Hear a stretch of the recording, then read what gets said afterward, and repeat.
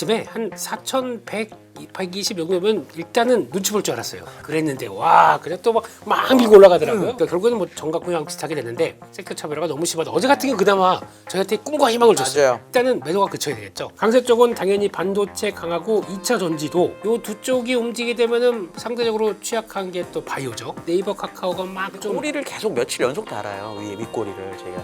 확신이 없는 거죠. 네. 외국인들의 수급이 다시 순매수로 전환하는 그런 재료들이 등장을 하면은 저는 뭐 시장은 다시 한번 탄력적으로 위로 올라갈 수 있다. 요즘에 시장이 많이 흔들리고 있긴 하고 또 정말 아직까지 제가 의심이 많은 국면이긴 한데 지금 그 의심을 많이 품고 갈 필요는 없다. 그 지수 상방 추세는 살아있다. 만약에 지수가 이번에 4,200 고점 찍은 다음에 계속 내려가면서 이 방송하는 시점에 코스피가 3,800, 3,700 이랬으면은 네. 어떻게 교체하자 이런 좀 조언들을 드렸을 법 했겠지만 지금은 그런 상황이 아니라.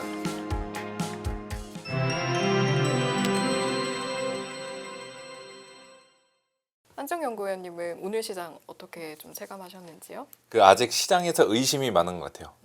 지난주 조정 좀 되게 인상 깊게 나왔었잖아요. 네. 그러다 보니까 이거 더 올라갈 수 있을까? 이제 좀 올라갈 때 그냥 반등 시 현금 비중 확대할까? 이런 좀 의심들이 있는 것 같아요. 더군다나 여전히 개인과 기관 그 외국인은 이제 21년도 동학개미 운동에 이어서 봉오동 전투, 청산리 대첩 이런 식으로 수급 대결을 하고 있잖아요. 그렇게 되다 보니까 시장에서는 아직 의심이 많은 것 같은데 저는 그 의심만 풀어주는 요인들이 등장하면은 다시 한번 강세장에 대한 확신으로 바뀌면서 시장은 올라가지 않을까 이 생각을 하고 있어요. 의심을 풀어주는 요인이라면 어떤 것들이 있을까요? 뭐 그 지금 주가 그 10월 달에 주가 상승 속도에 대한 좀 부담들을 다들 이제 덜고 가겠구나라는 거나 뭐 AI주들의 버블에 대한 이슈도 있을 거고 네. 아니면 외국인들의 수급이 다시 순매수로 전환하는 그런 재료들이 등장을 하면은 저는 뭐 시장은 다시 한번 탄력적으로 위로 올라갈 수 있다 이렇게 보고 있어요. 대표님은 오늘 시장 어떠셨어요? 봉오동 전투까지 나오셨네요. 야, 가리봉동은 언제 좀 예 그렇습니다. 일단 지금 분위기는 뭐 지수는 올랐습니다. 4,100선 들어와 있습니다만 네. 안 좋아요. 막 내상이 시장이 반갑고 이런 느낌은 아니네요. 의외로 내상이 보이시는 분들도 많고 왜 그러냐면은 오늘도 딱 그래요. 그냥 아까 우리 위원님이 정말 잘 보셨지만은 시장 분위기가 AI 뭐 붙은 뭐 쪽으로만 계속 붙여가려고 하다 보니까 기관들은 그럼 당연히 그렇죠. 수익률 맞춰야 됩니다. 연말 갈수록 더 우리 위원님처럼 이제 열심히 일하셔야 되는 분들이 성과를 내줘야 됩니다. 그렇게 되면은 시장보다 좀 떨어지네 뭐해 팔고 울리고 이쪽으로 계속 몰아가는 현상이 나오다 보니까 외국인들은 그냥 뭐 줍줍을 한다고 하더라도 외국인들이 전혀 힘을 못 써요. 그냥 받쳐놓고 있습니다. 그런데 이제 두루룩 팔다 보니까 대표적인 섹터가 소비재 쪽들이죠. 네. 그거는 뭐 그냥 초토화입니다 요즘에. 초토화. 거기다 엔터 뭐 이런 것들. 그래서 뭐 매수 전체적으로 초토화예요. 전반적으로 그렇습니다. 그리고 이게 강도가 그럴 수밖에 없는 게 주가는 보통 보면 그 강도라고 표현하지 않습니까? 그러니까 보통 보면 이제 하나가 그 만약에 밑에 뭐 2만 원에 그러니까 매수가 쫙 있어요. 그러니까 막 와르르 무너지잖아요. 근데 그동안 제일 많았습니다. 그러면 이게 안 쌓입니다. 그리고 안 쌓인 데다가 또 밑에다가 그러니까 2만 원이 무너졌으니까 그다음엔 19,500원이 있는데 그것까지 우르르 무너지게 되면 이거 매수가 없는가 보다. 그렇죠. 사람들이 이러고 있습니다. 그러면은 게다가 기관들이 계속 팔아야 되는데 밀리고 하다 보니까 오늘 솔직히 종목 중에서 파마리서치라는 종목이 하나가 있는데 맞아. 와 황당하다. 잘 버렸죠.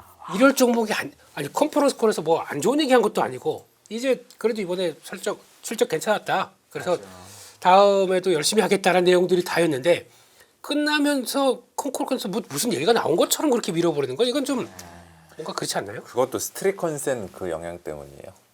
야 그게 있어요? 아니 뭐 그냥 요즘에 여의도 그 이쪽에 스트릿 컨센들이 워낙 유행해서 그러니까 아무리 그래도 어떻게 플러스 5%였던 걸 마이너스 11로 미냐 이건 좀 잘 모르겠어요 저도. 그래서 대해서 잘 모르지만 저는. 네. 그러니까 보고 있는 이제 입장으로 보게 되면 야 그럼 진짜 이쪽은 안 돼도 너무 안 되는구나라고 해서 어쩔 수가 없죠. 그렇다고 이거를 외국인들이 사니까 일단 그래 들어가자라고 했다가 안 살아나게 되면 계속 거기서 물리는 거예요. 그러면 시장은 또 반대쪽으로 저 AI 뭐 반도체 이쪽들만 가다 보면은 괴리가 계속 벌어지게 되면 이게 못 따라가는 거거든요 시장에서. 그러다 보니까 이제 저희들은 고민이 많은 거죠.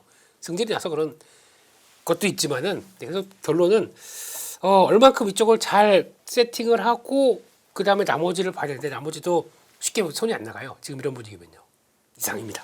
왜냐하면 저 이제 지난주나 그전주나 이제 우리가 약간 순환매에 대한 기대를 좀 하고 네. 안 오른 거에 좀 스테이하자는 거였는데 기관들이나 개인분들은 그럴 생각은 전혀 없으시고 오늘이나 어제 매매 동향을 보니까 외국인들은 약간 그러려고 하는 것 같은데 안 먹히고 네. 이럴 때는 그러면 어떻게 해야 될까요? 우리 투자자분들은?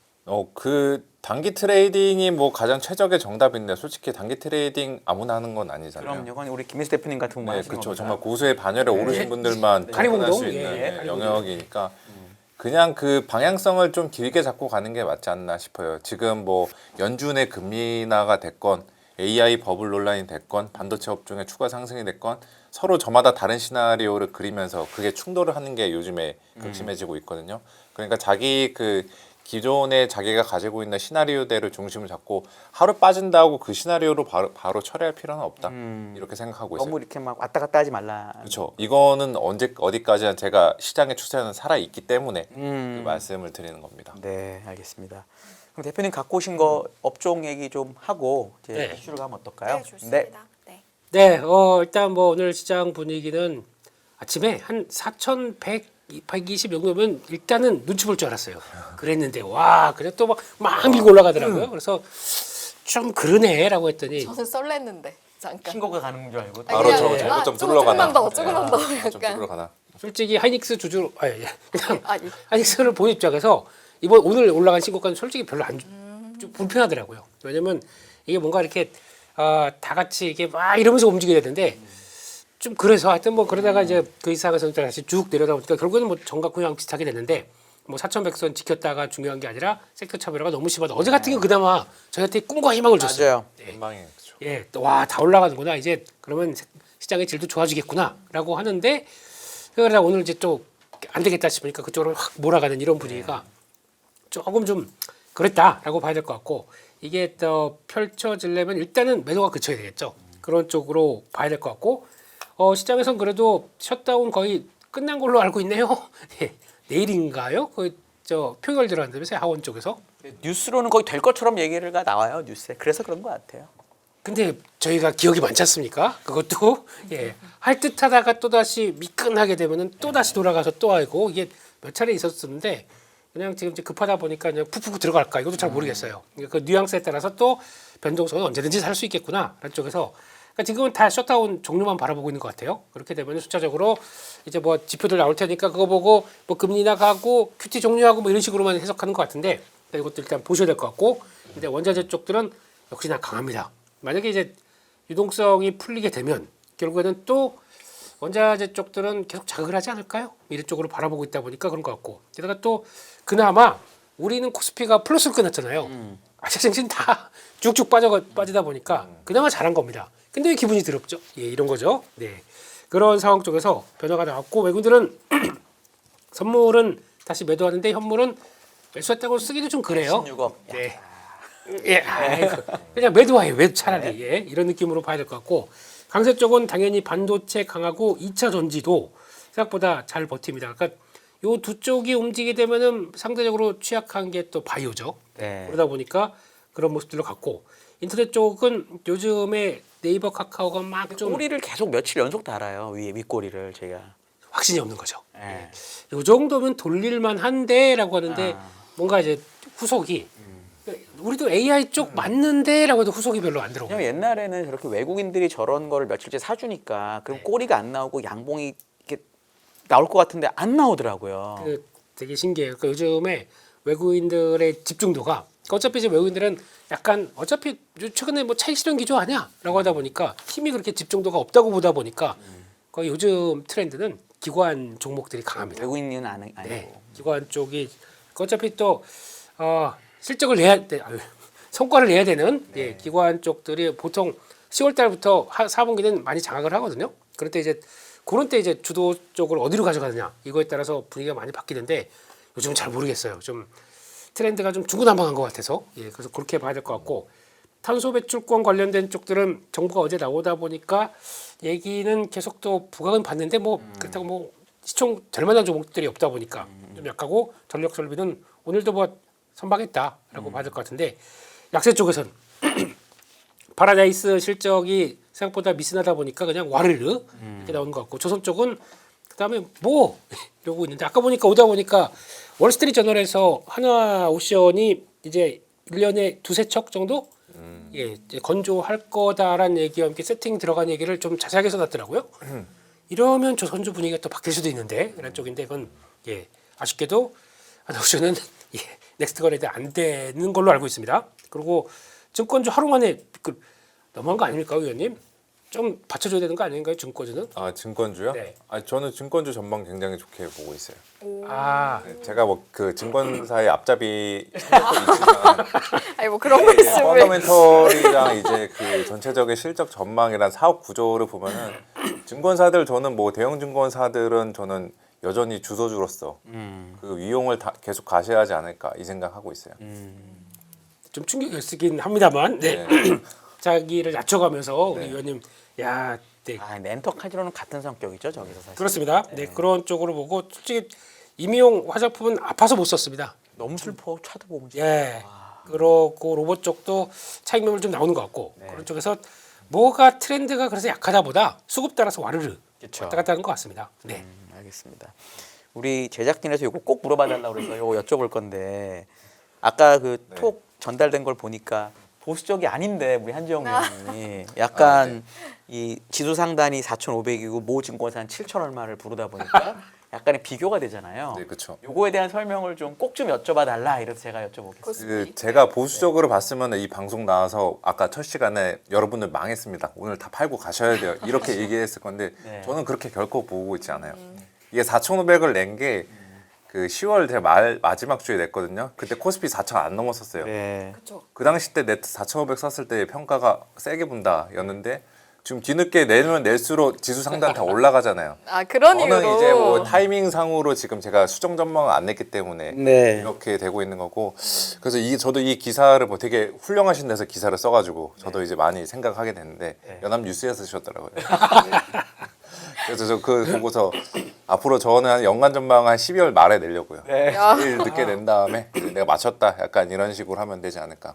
그래서 저 그 중간에 아마 그 4,500을 쓰긴 썼는데 저도 사실 더 높게 그 당시 쓰려고 했었어요. 네. 근데 이제 그 아시겠지만 저희 이제 애널리스트 일을 하다 보면은 밴드를 줘야 되는데 제가 상단 5,000 잡고 하단 3,500 잡으면은 반응은 댓글들 반응도 이럴 거예요. 그 정도 전망 나도 한다. 그렇죠. 너무 이게 네, 그래서 적당히 1,000포인트에 타협을 하다 보니까 그렇죠. 제가 4,500 쓴 건데 사실상 제 마음속의 상단은 그 위에 있습니다. 네. 어디쯤에 있을까요? 뭐 여기서 안 부른 숫자가 있을 것 같아요. 그 위에 영역. 근데 이제 조만간에 저도 뭐 올해 연말이나 가기 전에. 내년도 초쯤이나 한 번 더 지수 전망은 저는 수정할 거다. 이렇게 좀 말. 그러니까 결코 보수적이거나 이렇다는 건 아니라는 말씀이시죠. 그렇죠. 저는 어차피 그 터져도 상방으로 터지자. 그러니까 지수 상단 잘못 써서 터지자. 약간 이런 주의여서. 그러니까 결국 이거는 그냥 엇갈리는 게 아니다. 예. 세게 보는 거 맞다. 세게 보는 거야. 그래가지고 오늘 아까 시간 남는 김에 그 열차에서 저희 이제 직원 그 아래 그 동료 시켜가지고 9월부터 11월까지 증권사 그 발간일별로 지수 상단 좀 조사해달라고 했거든요. 진짜 정확히 지수 뒤늦게 된 증권사일수록 다 상단이 올라가요. 제가 상대적으로 좀 빨리 내서 이렇게 좀 보수적인 전망을 낸 것처럼 보이지만 저는 뭐 강세론자입니다. 오케이. 알겠습니다. 너무 확실한 답이 됐네요. 네.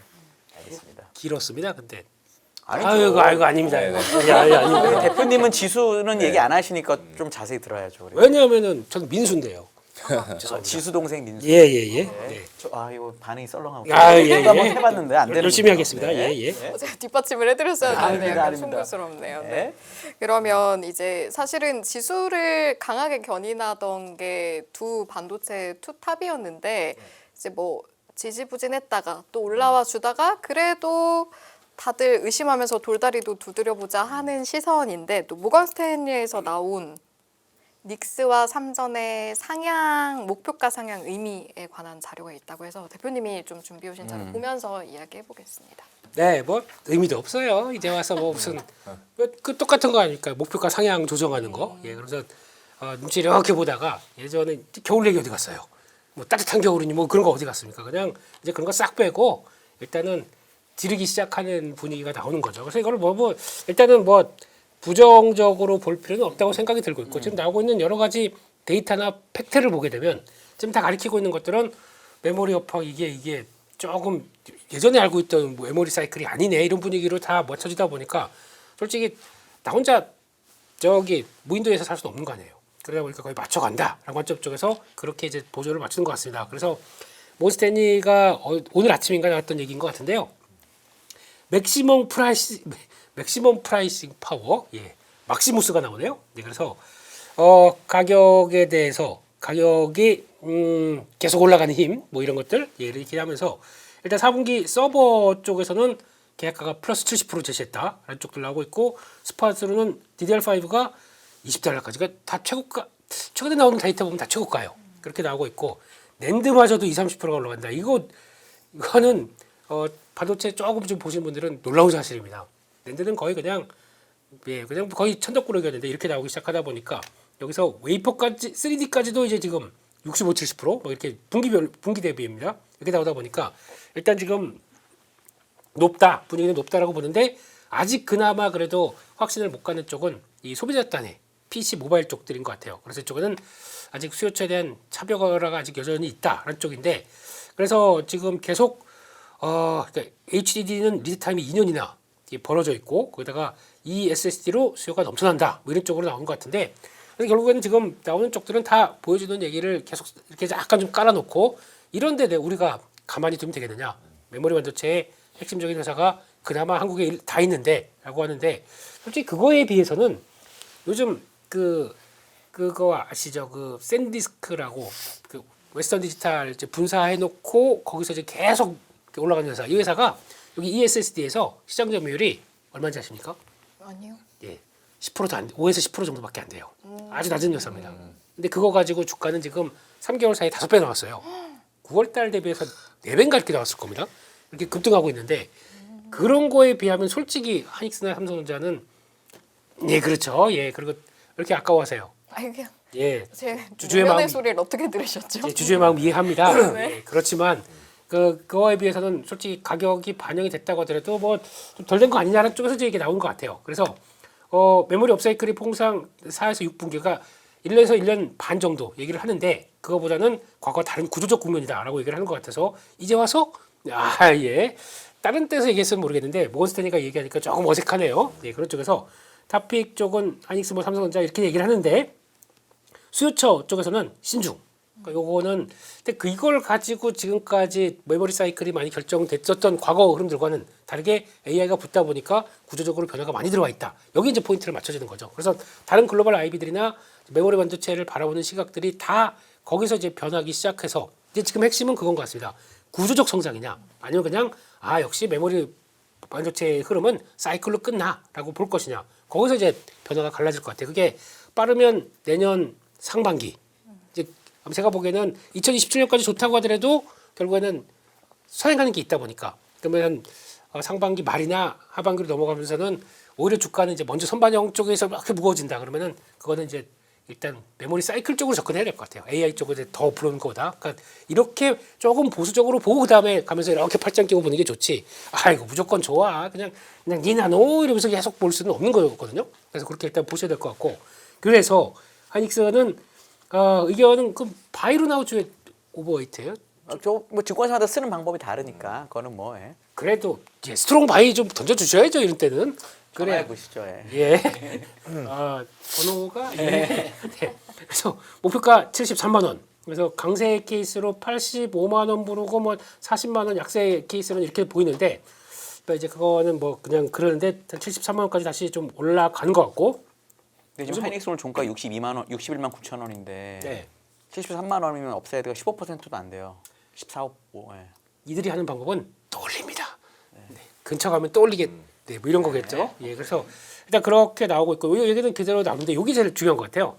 이제 또 베이스 쪽이 타겟이 PBR 2.9배, 이제 3배를 이제 주기 시작을 하네요. 예, 그런 쪽에서 분리식 같은 경우는 8배, 그러니까 10배가 안 갑니다. 그러니까 지금 실적 기준으로는 10배는 못 준다는 얘기 같고, 근데 그런 쪽에서 만약에 2.3배 정도 이 정도만 간다고 하더라도 제가 보기에는 업사이드가 70만 원밖에 안 될까요? 뭐 이런 느낌도 날 것 같아요. 뭐 그거는 나중에 가서 보도록 하겠습니다. 그리고 삼성전자도 14만 4천 원 나왔고 최고는 17만 5천 원, 뭐 7만 8천 원 이런 식으로 나오는데 뭐 똑같은 얘기고 그 중에서 이제 HBM 쪽의 점진적인 개선을 가정입니다. 예, 요게 또 중요한 것 같고 그래서 아마 뭐 그런 것 같은데 뭐 요거는 또 이제 스마트폰 관련된 쪽들의 얘기긴 한데 삼성전자가 뭐 스마트폰 가지고 움직인 건 아니거든요. 그렇기 때문에 이걸 일단 패스하겠습니다. 그래서 아이고 이렇게 보였다 이렇게 말씀을 드리고 화이팅.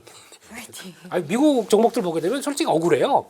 AI 타고 있는데 그 메모리 쪽은 핵심은 한국에 있는데 근데 이건 좀 그러지 않나라는 생각이 들어서 그래서 이렇게 막 해서 푸시고 막 들어오면 좋은데 근데 자리가 이 자리에서 들어오는 건 좀 그런 것 같거든요. 그래서 한번 여러 가지 좀 만감이 교차했던 하루였습니다. 네. 네. 근데 통상적으로 그 모든 어떤 특정 섹터 구조적 성장 이야기가 나오면은 그게 현실로 했던 적이 별로 없었거든요. 이번에도 살짝 이게 사이클 주식으로 봐야 될 것 같은데 이게 구조적 성장 이거는 저는 아직은 모르겠네요. 사이클이라고 하면 어느 정도 사이클이 고점 같으세요? 그러면 우리나라 메모리라고 치면은 메모리 아까 얘기했던 4개에서 6개 분기 정도니까 내년도 뭐 하반기 중순 이후 뭐 올해 하반기부터 시작했다고 치면 네, 그러네요. 하반기 중순 이후 네. 사실상 코스피도 지금 이익 좋아지는 게 반도체가 다 끌고 올라왔으니까 그래서 제가 그 연간 전망 같은 경우는 저는 상반기 때까지는 돈 열심히 벌고 하반기 때는 수익률 관리하자라고 보고 있는데 그것도 역시나 아마도 내년도 여름 넘어가면은 또 피크아웃 우려 막 윈터 이즈 커밍 또 커밍 막 이런 식으로 이야기가 나올 것 같아서 일단 상반기 때 벌 수 있을 때 많이 벌자 이렇게 좀 생각하고 있어요. 이거랑 관련해서 오늘 이제 뉴스 나온 게 중국의 창신 메모리가 내년에 상장하는 회사인데 공장을 막 짓겠다는 뉴스가 막 나오더라고요. 작년까지 우리나라 증시 안 좋을 때는 창신 메모리 때문에 메모리가 죽는다고 그러다가 네네네. 지금 속 들어갔잖아요. 네. 혹시 그 영향에 대해서는 혹시 어떻게 생각하세요, 우리 위원님은? 그거는 역시 그 주가에 따라서 분위기가 달라질 것 같은데 지금은 뭐 크게 개의치는 안 하는 것 같고 말씀 이거 아까 대표님께서 보여줬던 대로 이제 외사들의 잇따른 목표 주가 상향 리포트랑 또 최근에 DDR 가격 계속 올라가는 거 그렇죠. 여기 쪽에 지금 포커싱을 맞추고 있는 것 같고 저도 지금 당분간은 그쪽에 우리가 무게 중심을 두고 가야 된다. 중국은 현재까지로는 영향을 주기 어렵다. 네, 그렇죠. 지금 뭐 이 글로벌 반도체 밸류체인의 대장주는 제가 봤을 때 전자랑 닉스가 없거든요. 메모리니까. 메모리 쪽이니까 이쪽으로 지금 스토리가 굉장히 강하게 형성이 되어서 그 내러티브 훼손시키려면은 닉스가 다시 뭐 40만 닉스 가거나 전자가 8만 전자 가는 그런 사태가 발생을 해야 되는데 저희가 아직 뭐 그렇게 그 누구도 보고 있지는 않잖아요. 그렇죠. 저도 그렇고 지금 그래서 뭐 작년이었으면 확실히 그 상장 소식이 있었으면 주가 일단은 몇 번 빼고 갔을 텐데 그렇죠. 지금은 그런 분위기가 아니다. 어차피 시장은 시장은 주가를 따라가기 마련이다. 주가 네. 분위기 따라가기 마련이다. 이렇게 말씀을 드릴게요. 그런 것 같더라고요. 중국 쪽을 하이닉스하고 삼성전자가 신경을 되게 많이 썼습니다. 작년에는 그게 다 난리였어요. 예. 그래서 투자를 못했어요. 네. 예. 그게 커질 줄 알고 투자를 안 하다 보니까 이 사태가 온 거예요. 그래서 만약 거기까지 해서 업황벌이서 좀 된다 그랬으면 계획을 좀 세웠을 텐데 아예 그냥 이쪽 돌아가는 거 보려고 아예 철저하게 그냥 어차피 나중에 저 크게 되면 치킨 게임 한번 해야겠지 이렇게 생각을 해갖고 기다리는 것 같아요 지금 보게 되면. 그래서 그거 올라올 대로 만약에 올라와서 그래 한번 해봐라 이렇게 되는데 솔직히 뭐 소비자 단위가 어차피 저희는 B2C가 아니라 B2B 쪽에서 약간 뭐 PC 업자들을 본다고 하더라도 그쪽에 들어오는 거 그렇대요. 그 반응이 CXMT라고 써 있는데 야 이걸 자격 준다고 안 해. 그러면 뭐 아직까지 반응이 그렇다고 하더라고요. 근데 그게 얼만큼 뭐 수리나 올라오는지 이거는 이제 앞으로 보셔야 될 것 같은데 근데 거기다 또 중요한 거는 그들은 공장 세워도 됩니다. 왜 뒤에 정부가 딱 벌려 판 벌려 이렇게 계속 푸시하는 쪽이다 보니까 그래서 그런 거 있는데 나중에 또 이게 그렇잖아요. 한째 되게 공급이 어려운 시장에서 막 삐지고 들어온 거 아니지 않습니까? 중국인데 뭐라고 한다고 하더라도 잘못하게 되면 또 이제 거기 걸리면은 나중에는 또 한 판 벌어질 것 같아요. 그렇죠. 나중에는. 근데 작년에 걱정하던 일. 네. 근데 그때는 주가 진짜 안 좋습니다. 치킨 게임 때는요. 그러니까 그거는 감안을 하셔야 돼요. 그래서 저희가 자꾸 위원님도 그렇고 뭐 슈퍼사이클 얘기 나오고 무슨 구조적 성장 얘기 나오고 나면은 솔직히 갖고 있어 주가 올라서 기분은 좋은데 이걸 언제 정리해야 되나 이런 생각 되게 많이 해요, 솔직히. 네. 근데 그렇다고 뭐 지금은 즐겨야죠. 그렇죠. 즐기는데 그 순간이 오게 되면 액션은 취해야죠. 네. 네. 알겠습니다. 이제 시장 이야기 하다가 이제 뭐 전자라든지 닉스라든지 반도체 이야기로 넘어온 게 그만큼 최근에 지수를 견인하고 시장 분위기를 주도했던 게 그 두 맞죠. 종목이었기 때문에 또 이제 말씀을 드린 건데 위원님도 이제 시장 관련해서 오늘 가져오신 이슈들을 보니까 최근의 시장을 가리켜서 모호한 시장 분위기라고 이제 진단을 해 주셔서 네. 거기에 또 한몫하는 게 두 반도체 종목이긴 했을 네네. 텐데 여기서 이제 좀 분위기가 전환이 되려면 뭐가 나와야 할까? 뭘 좀 주목해야 될까? 일단 당장에 다음 주에 엔비디아 실적이 중요하죠. 네. 지금 엔비디아 벼르고 있는 사람들 많을 것 같아요. 실적 한번 컨셉 미스해봐라. 바로 때릴 거다. 그래서 엔비디아 아마 실적에 대한 기대치도 높아진 것 같고 컨센도 실제로 실적 발표됐을 때 컨센 슈퍼 서프라이즈 나오지 않는 이상 주가 한번 흔들릴 것 같아요. 근데 저는 엔비디아가 가지고 있는 그거는 뭐 숙명이라고 생각하고 있습니다. 전 세계 주도주잖아요. 뭐 반도체 중이뿐만이 아니라 주도주에 가져가야 되는 그냥 그 숙명이고 예전에도 엔비디아 실적 이벤트를 보면 중간중간에 어닝 서프라이즈 나도 주가가 빠졌던 적이 많았어요. 근데 항상 어닝 서프라이즈 난 다음에 주가 빠지고 나서 그때 들어가면은 먹고 나왔습니다. 네. 그러니까 이번에도 엔비디아 실적 같은 경우가 시장의 분위기를 그 모호한 분위기 정리할 수 있게 만드는 하나의 동력이 되지 않을까라고 보고 있고 또 연방정부 셧다운도 저는 비슷하다라고 생각하고 있어요. 솔직히 지금 저희가 셧다운 때문에 시장이 뭐 이틀 동안 올랐는데 사실 이거 반대로 생각해 약간 행복회로를 돌렸던 게 10월 1일부터 셧다운 됐을 때 10월 한 달 동안에 코스피 지수 20% 올랐고 나스닥 네, 6% 올랐죠. 셧다운이 증시에 뭐 별다른 영향을 미치지 못했지만 그래도 이번에 시장이 이 셧다운에 긍정적으로 반응한 거는 다른 것보다 저는 데이터 공백이 없어질 거다. 지금 뭐 CPI도 됐고 그렇고 9월, 10월 고용 발표 안 됐으니까 그것 때문에 지금 연준위원들이 아무리 뭐 그 연준들 사이에서도 계속 금리 인하에 대한 좀 전망도 엇갈리고 있고 시장에서도 12월 FOMC에 대한 전망도 엇갈리고 있는데 거기에 대한 교통 정리들 저는 조만간 될 것 같아요. 12월 FOMC 때 금리 인하 저는 할 것 같다라고 생각하고 있고 그 근거는 이번에 발표되는 9월달, 10월달 고용 인하, 미국의 소비자 물가 이거 같은 게 연준의 인하에 대한 좀 명분을 뒷받침해 줄 거다 이 생각하고 있죠. 따라서 그냥 요즘에 시장이 많이 흔들리고 있긴 하고 또 정말 아직까지 제가 의심이 많은 국면이긴 한데 지금 그 의심을 많이 품고 갈 필요는 없다. 그 지수 상방 추세는 살아 있다. 재료들은 중간중간에 계속 등장을 할 거다. 이 말씀을 좀 드리겠습니다. 재료 말씀하시니까 사실은 최근에 어떻게 이렇게 지수가 잘 가는가라고 했을 때 반도체와 정책이라는 이야기가 굉장히 네네네. 많았었거든요. 배당소득 분리과세 통과 후에 이제 뭐 더 정책 면에서 나올 카드가 있을까요?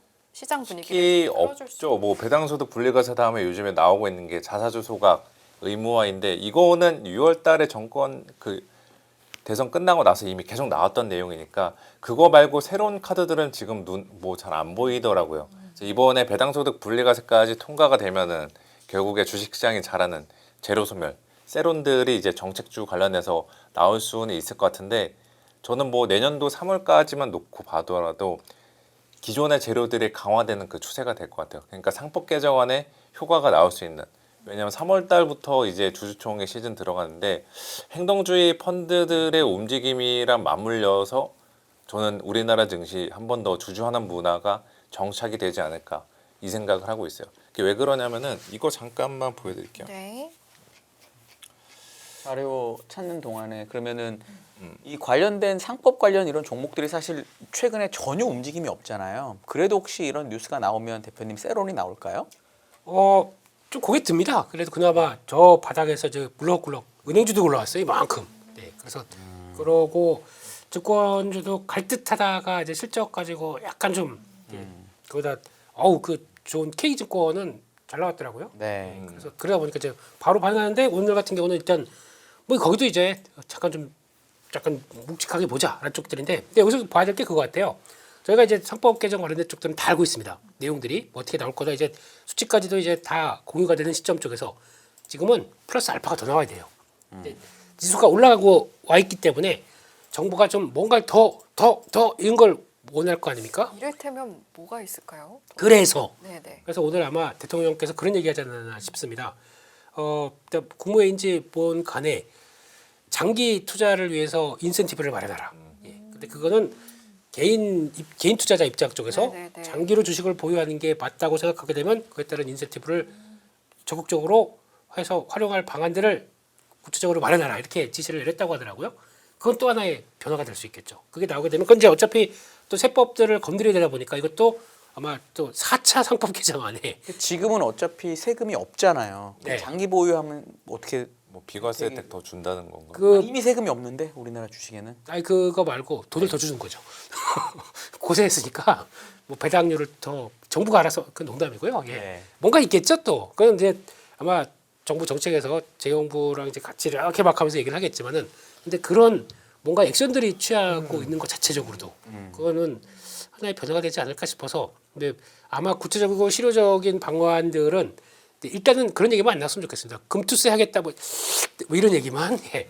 어디서 자꾸 그런 얘기를 기어 나오 예, 그렇게 나오는지 모르겠지만 그런 것만 일단은 안 하고 거기서 이제 추가적으로 이런 쪽으로 계속 좀 보강되는 내용들이 나오기 시작하게 되면 또 반쯤 나오지 않을까요? 뭐 또 이제 이게 어떻게 보면은 이제 그런 사람들이 이제 직장인 대상이다. 그러면 예전에 그런 거 있었습니다. 월 얼마씩 뭐 납부했었을 때 그걸 가지고 그 세 공제 그 소득공제 소득공제. 직장인 아, 예, 예. 저 입학할 때 있었던 것 같아요. 그렇죠, 그렇죠. 맞아요, 저 때 맞아요. 있었습니다. 저 때도 네. 그러다가 꽤 괜찮았었어요. 그래도 100걸 한도가 소득공제 해주니까. 예, 180이었나 하여튼 뭐 그렇게까지 되다 보니까 그런 그게 방법이 세금 있네. 쪽 공제해 주는 것도 방법이네요. 예, 다른 쪽 세금을 네. 제가 얘기한 거 아닙니다. 그 예전에 있던 얘기들입니다. 그러다 보니까 그런 식으로 해도 뭔가 나오게 되면 또 유도할 수 있는 방안들이 될 거 아닙니까? 그렇게 되면 그것도 하나의 또 시장에서 의미하는 바가 있을 수가 있기 때문에 근데 그렇게 되면 또 저희가 잘못하다간 이제 고점에서 얘기가 나오면은 이거 타이밍이 좀 그런데 그래서 고점에서 그러다가 또 계속 어떻게 보면 이제 그 분할로 매월 얼마가 들어가다 보니까 그것도 물 타는 거가 되거든요. 별로 안 좋아요 그렇게 되면 또. 그래서 장기 보유 특별 공제 얘기한 거 아니에요? 물려도 그렇습니다. 버티면 너희도 아. 수익 낼 수 있겠다. 있다. 아마 그게 아마 장기로 될 것 같아 진짜로. 뭐한 10년 뭐 예. 뭐 72개월 막 옛날에 이러시고. 3년인가 5년인가 그랬던 것 같아요. 제 기억도. 3년이었던 거 알고 있습니다. 3년 했다가 5년인가 그랬어요. 그러다가 일몰당하고 그래가지고 네. 그다음에 안 된대 그래서 그때 막 팔려고 봤더니 주가는 이게 쫙 빠져 있고 뭐야 이거 그랬던 기억들이 막 있어가지고 아무튼 쉽지는 않겠네요. 국장에서 장기는 6개월인데 이게 진짜 1년 뭐 10년 2년 이상 들고 있으라고 하는 거는 6시간입니다. 6시간. 요즘엔 좀 진짜 시간 단위로 바뀐 거 같아요. 예예예. 예, 넥스트레이로 넘어가면 오버나이트입니다. 네. 우리 아까 자료 찾으시는 거 이제 찾으셨으면 아, 네. 좋겠나요? 네. 왜냐하면 행동주의 쪽들 움직임들을 간과를 할 수 없는 게 우리나라가 그 생각보다 행동주의 열심히 한 나라더라고요. 여기 그림 잠깐 보시면은 네네. 근데 왼쪽에 있는 게 국가별로 행동주의 캠페인 누가 많이 벌이고 있느냐인데 지금 한국이 그래도 미국은 뭐 압도적인 나라이고 한국이 일본 다음으로 3위이고 예전과는 다르게 특이한 게 예전에 행동주의 펀드들 최근에 우리나라 들어왔을 때 보면은 배당 많이 해라 그다음에 주주 환원해라 이쪽으로 드라이빙을 많이 걸었는데 요즘 들어 나타나는 움직임들을 보면은 이사 쪽들도 많이 건드리고 있죠. 네. 그러니까 지금 상법 개정안이 전 제일 중요한 게 이사의 주주 충실 의무라고 생각을 해요.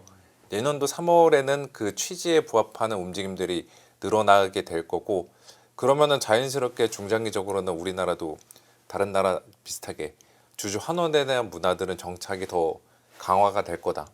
이거는 뭐 5월, 6월달, 7월달처럼 뭐 정책 기대감으로 증시를 폭등시키는 재료는 아니지만 증시의 체질 개선은 저는 이뤄낼 수 있다. 그래서 제가 아까 약간 저희가 자주 섞인 푸념으로 지금 우리나라 시장에서 장기는 6시간이라고 했는데 네. 그게 이제 진짜 뭐 6년 혹은 뭐 10년 이런 식으로 늘어날 수 있게 만드는 기틀은 될 거다. 이 생각을 하고 있는 거죠. 그래서 오늘은 좀 빠졌지만 어제랑 엊그저께 보면은 금융주랑 지주사, 증권주 굉장히 셌잖아요. 네. 정말 그 수익 제대로 낼 수 있는 단기간에 그 기회들이 있었잖아요. 저는 중간중간에 그 기회들 다시 한번 여러 차례 투자자들한테 제공할 거다라고 보고 있어요. 그래서 증권주 좋게 보고 있는 것도 그렇고 금융주들 이러한 것들은 저희가 그래도 끊임없이 포트에는 계속 담고는 가야 된다. 이렇게 말씀을 드리겠습니다. 알겠습니다. 아시아 테크주 전략 이야기도 좀 해보고 싶은데 아까 저희 반도체 이야기도 했으니까 뭐 연장선상에서 같이 AI 이야기랑 함께 해보면 좋을 것 같은데요, 대표님?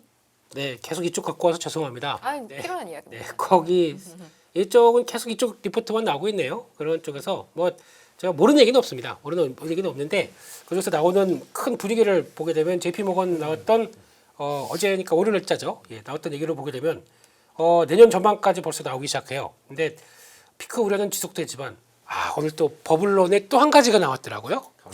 감가상각. 그거 보고 참 웃겨가지고 메타의 라마 가지고 얘기를 하는 거죠. 감가상각이 6년인데 사용은 2년인가? 그러다 보니까 이게 과대 계상됐다. 그렇죠, 뭐 이런 그렇죠. 얘기. 그렇게 나온 그런 데인데 그냥 계속 나옵니다. 버블로는. 그래서 그 얘기 나오면서 또 시간 외로 미국 증시 조금 주춤할 겁니다. 근데 가 보시죠, 뭐 그건 또 버블 할 때는 아닙니다. 오히려 버블 안 할 때가 위험한 거예요. 그렇죠. 그냥 안 하고 어떻게 지금이라도 사야 되지 하고 했었을 때가 그때가 위험한 거지. 버블은 그냥 옛날에 그 게임이 생각나네요. 버블. 풍선 터뜨리는 거. 야, 예. 연식이 뭐, 나오. 네. 세대시구나. 집. 네, 그렇습니다.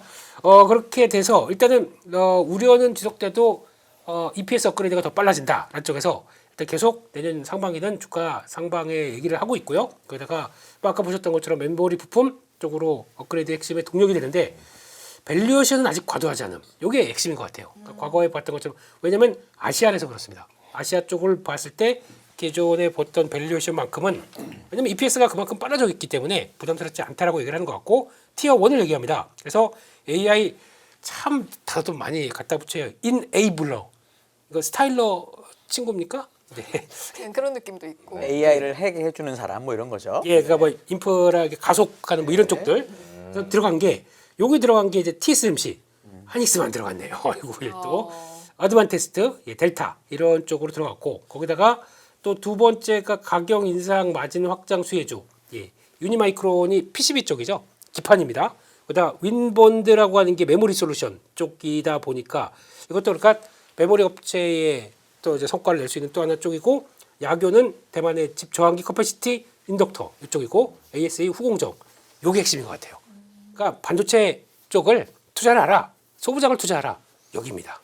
기판이죠. 거기다가 솔루션 관련된 쪽들, 거기다가 커패시티 이렇게 나오는 것들 후공정 요게 핵심이다라고 얘기를 하는 것 같아서 요걸 이제 포인트를 맞춰야 될 것 같아요. 앞으로 이제 소부장도 마찬가지예요. 지금 3분기 실적 가지고 막 우후죽순 떨어지고 뭐 실적이 안 좋네 뭐네 그러고 막 밀리고 있는데 장난하십니까? 3분기 실적이 지금 업황 돌아선 지가 9월 달부터 막 이제 돌아선다고 난리를 쳤었는데 반영도 안 돼 있어요. 지금요. 준비도 안 돼 있고요. 이걸 가지고 실적이 나오는 걸 기대하는 게 잘못된 거죠.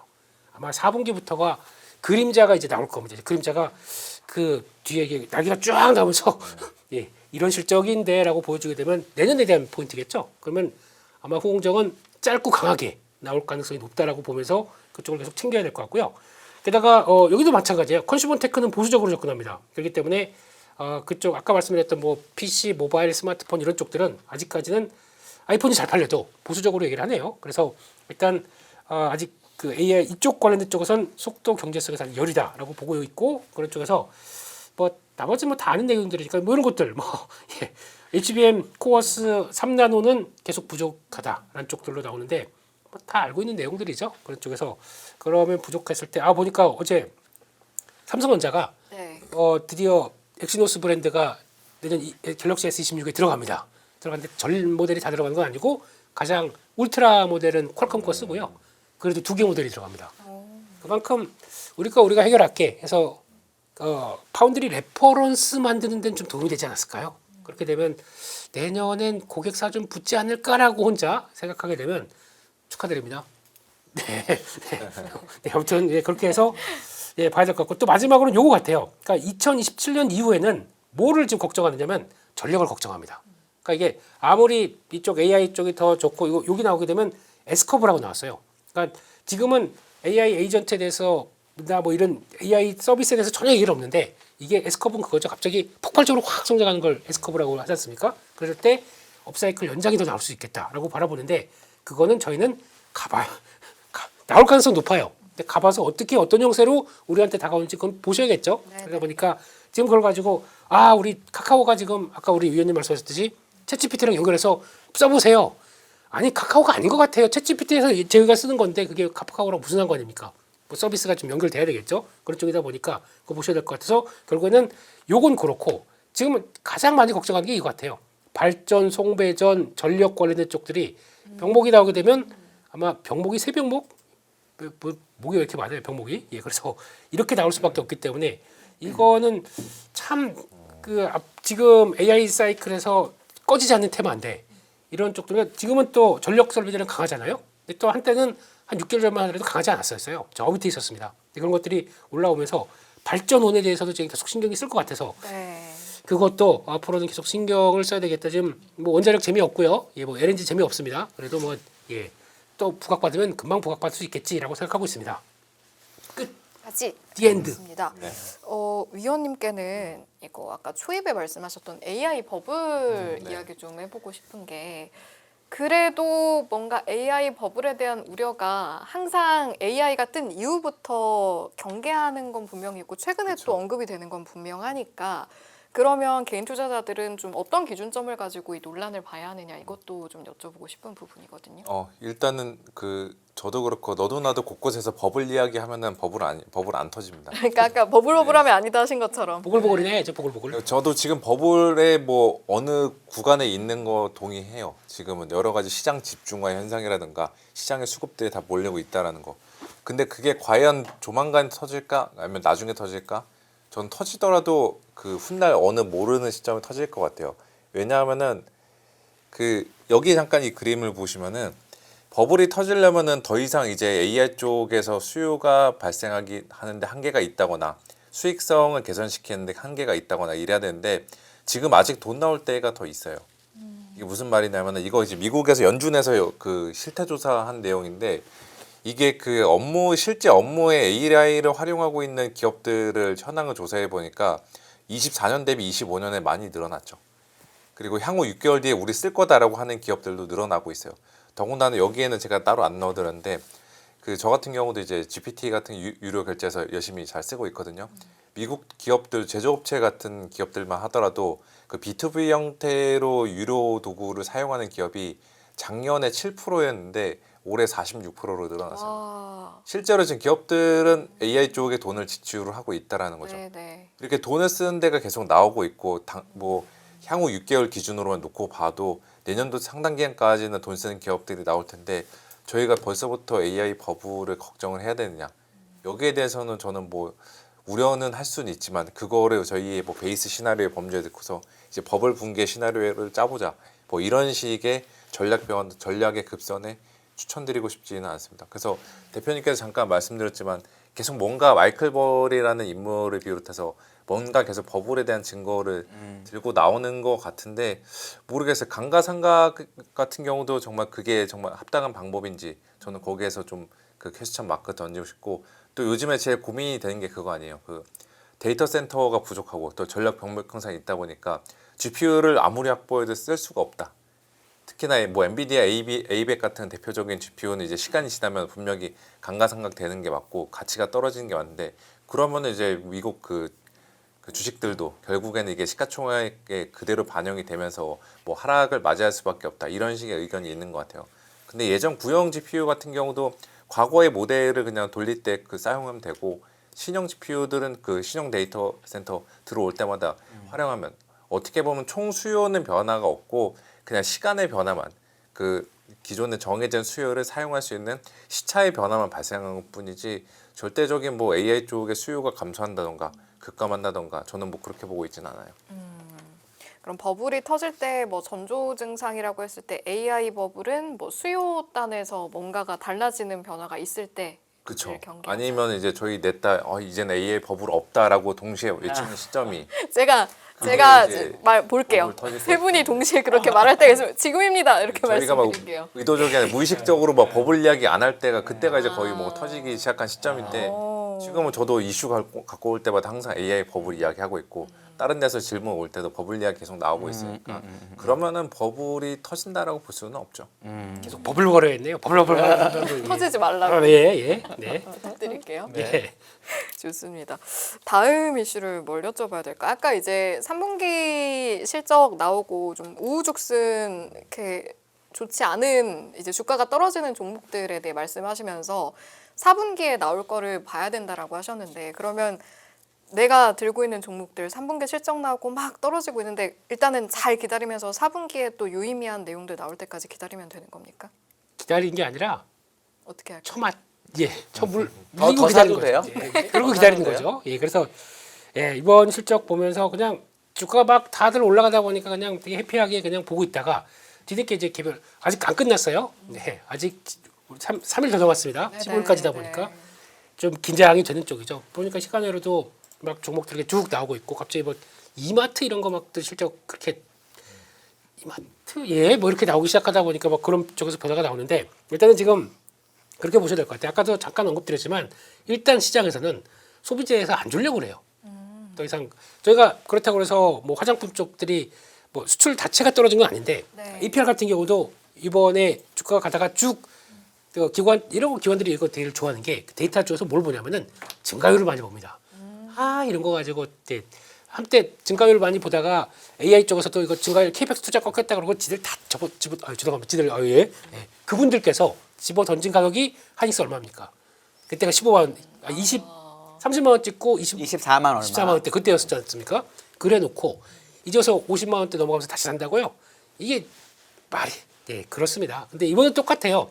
APR의 영업이익 증가율이 지난 그러니까 2분기 전부터 이제 약간 꺾여갑니다. 그걸 보면서 이거 이제 다 된 거 아니야? 증가율이 꺾였는데 뭘 갖고 있어? 그런데 이것만 있다고 하면 그렇게 심각하게 안 나왔을 거예요. 근데 그게 아니라 지금은 잘 AI야. 뭐 AI랑 위명이랑 무슨 관계가 있는데 뭐 AI가 알아서 딱 문대줘? 아니잖아. 팔어. 이렇게 나오다 보니까 이렇게 나온 결과라고 봐야겠죠. 그래서 이게 현실이 좀 그렇긴 하지만 그러니까 만약에 그러면 이거보다 더 높은 증가율을 보이게 된다라고 하게 되면 그거는 주가가 영속성으로 증가하는 게 어디 있겠습니까? 이제 약간 그런 변화를 봤을 때 내년까지도 가야 될 수밖에 없는 운명을 갖고 있겠죠. 그런 쪽에서 그래도 성숙인데 그래도 그보다 서프라이즈한 걸 나오느냐 마느냐 이런 쪽들을 봐야 되는데 아직 못 보여주겠다고 하다 보니까 이제 거기서 집어 던진다고 봐야겠죠. 그런 쪽에서 일단 소비재는 죄송하지만 좀 약합니다. 그건 인정을 해야겠죠. 근데 뭐 누가 뭐가 됐든 간에 시장에서 그렇게 반응이 나온다. 그러면 트레이더 입장으로는 그러니까 물론 아예 장기 투자하면서 그냥 계속 모아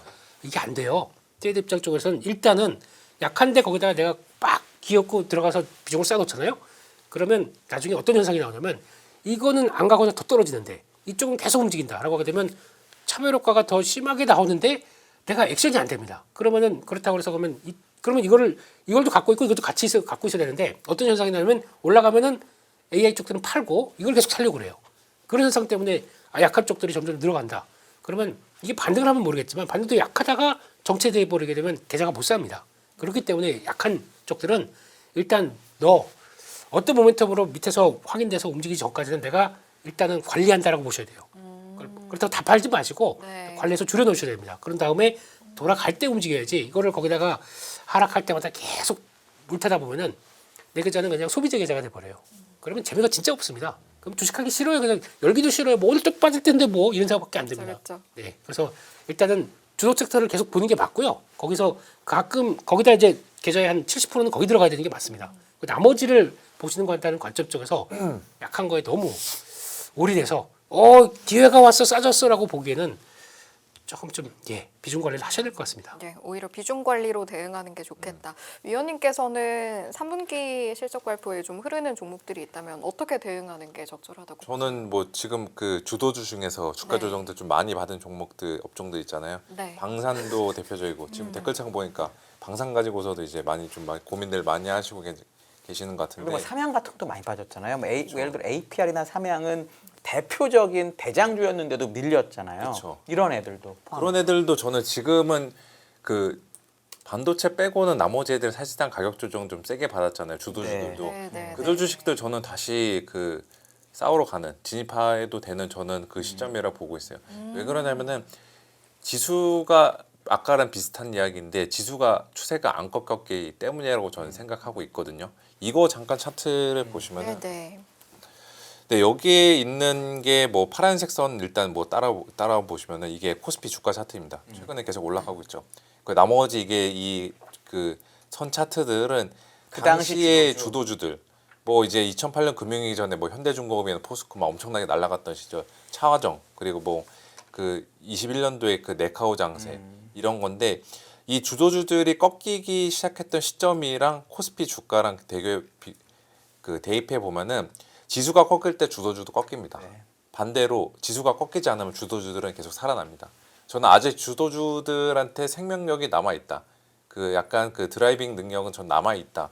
저는 이 생각하고 있거든요. 그래서 저는 지금의 올해 사실상의 주도주는 반도체가 지금 주도주 중에 그 대장주로 사실상에 치고 올라왔고 그 외에 반도체 가기 전에 했던 게 조선기계, 저 PBR, 뭐 APR도 있을 거고 그다음에 그 삼양도 있고 그런 식의 이제 특정 테마의 대장주들은 저는 지금은 가격적인 메리트 측면에서 사볼 만한 구간이다라고 보고 있죠. 만약에 지수가 이번에 4,200 고점 찍은 다음에 계속 내려가면서 이 방송하는 시점이 코스피가 3,800, 3,700 이랬으면은 저도 주도주 지금 플레이는 조심해야 된다. 약간 방어적으로 가자, 포트 네. 교체하자 이런 좀 조언들을 드렸을 법했겠지만 지금은 그런 상황이 아니라는 거죠. 그래서 저는 아직 시장의 추세가 살아 있는 한 주도주로는 대응해 볼 만한 우리가 기회들은 주도주 중에 좀 빠졌던 애들한테 대응해야 된다. 올해 반도체를 제외한 주도주죠. 그렇죠. 올해 뭐 7, 8월 달에도 조선방산 좀 주도 그 애들 조정을 좀 받았어요. 종목 단에서 고점 대비 뭐 20% 빠진 애들도 있었고 그거 9월, 10월 달에 거의 단번에 다 메이크업 했고 지금도 또 비슷한 과정 이런 뭐 사이클 이런 식의 구간에 들어가 있는 거지 추세가 꺾여가지고 이제는 뭐 본격적으로 탈출해야 된다. 저는 뭐 개인적으로 아직은 그 전략들 추천드리고 싶진 않아요. 알겠습니다. 저희 네이버 카카오 참 오랜만에 요즘 좀 외국인 매수세가 붙는데 대표님 얘네들 좀 진짜로 AI 수혜주로 되는 건가요? 어떻게 보세요?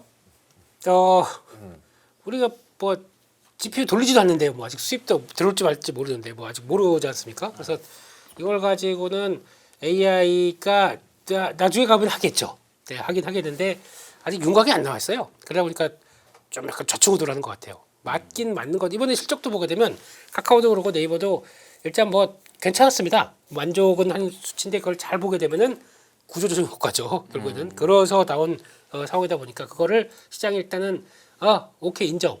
그래서 수익성은 좋아졌어. 하지만 그거 가지고 우리가 원하는 AI를 어떻게 보여줄 것이냐 그거에 대해서는 아직 답이 없기 때문에 그건 시간은 좀 걸릴 것 같다. 그래서 이쪽들은 어차피 결국에는 주도는 해외 쪽에서 다 할 거고 빅테크 쪽에서 해서 결국에는 이렇게 가는 방향들을 약간 뒤늦게 그러니까 우리가 주도를 하는 건 아니지 않습니까 지금? 그렇기 때문에 그런 쪽에서 바라보게 되면 조금 늦게 나올 것 같아요 변화가. 그럼 그거를 봐야 되는데 그렇다고 해서 지금 그럼 추세는 지켜야 또 이렇게 보게 되면 중요한 추세는 갔다가 올라오고 그래서 만약에 트레이딩 관점으로 본다라고 하게 되면 이건 일단은 중요한 지지권에 들어갔다가 팔았다가 할 수 있습니다. 왔다 갔다 하는 게 일단은 지금 맞는 것 같고요. 그런데 그걸 돌파하면서 강하게 시그널이 나오겠죠. 그러면 카카오도 드디어 AI 에이전트를 이렇게 합니다. 와, 뭐 이런 것들이나 아니면 네이버도 뭔가를 GPU 남들보다 10,000장 더 갖고 와서 50,000장 받고 10,000장 더라고 해서 랠리를 펼치는데 성과 나오겠죠. 그게 보여줄 때가 진정한 변화가 아닐까 싶어서 이럴 땐 이거는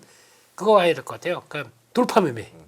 그러니까 확인돼서 그래서 거래 확 지르면서 이제 돌아갈 때 그때를 봐야 될 것 같고 아니면 박스권 매매 정도가 제일 좋을 것 같다. 그렇게 봐야 될 것 같습니다.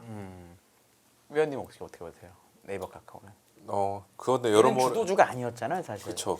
근데 그러면서도 이제 주도주가 될 것 같은 스토리는 있었다가 이내 여러모로 이제 실패로 돌아갔던 네. 게 올해 여러 차례 있었는데 저는 뭐 아직은 조금 뭐 보수적인 접근하는 게 더 좋지 않을까라고 보고 있어요.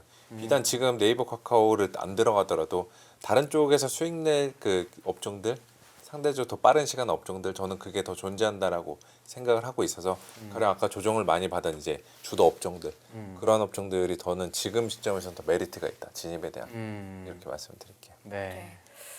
이제 한 5분 정도 시간 남았는데 이제 두산을 또 자료를 대표님이 가져오셨길래 두산 주가가 오늘 어떤지 보니까 거의 8% 많이 가까이 올랐죠. 올랐네요. 네. 네, 어떤 내용 가져오셨는지 한번 들어볼까요?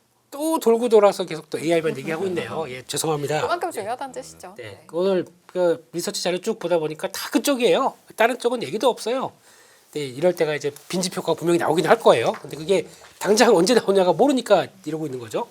두산의 리포트가 나오고 같이 이제 증권사들도 다 150%인 데도 있더라고요. 오늘 어제 실적 나온 거 보고. 근데 그걸 봤었을 때 아니 실적도 안 좋았는데 왜? 라고 하지만 요게 핵심이라고 봐야 될 것 같습니다. 그 CCL이라고 있는데 이게 CC 대학교 CC 네, 아닙니다. 예, 동박 정층판이라고 하거든요.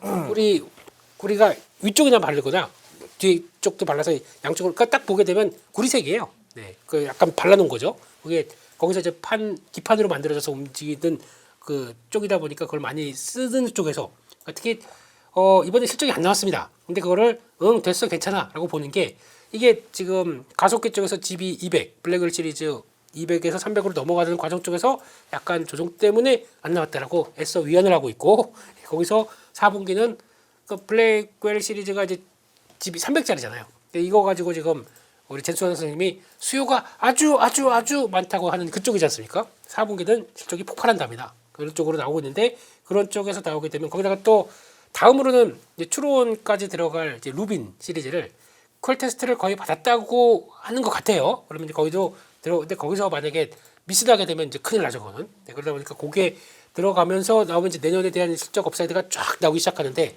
그래서 추정한 게 내년에 실적까지 반영한 전자사업부의 가치를 한 12조까지 얘기를 하는 것 같습니다. 시총이 지금 15조인가 그래요. 전자사업부가 12조면은 네, 그런 거죠. 그런 쪽에서 갑자기 딱 하면서 두산을 또 그러더라고요. 이게 저 효성중공업 봐라.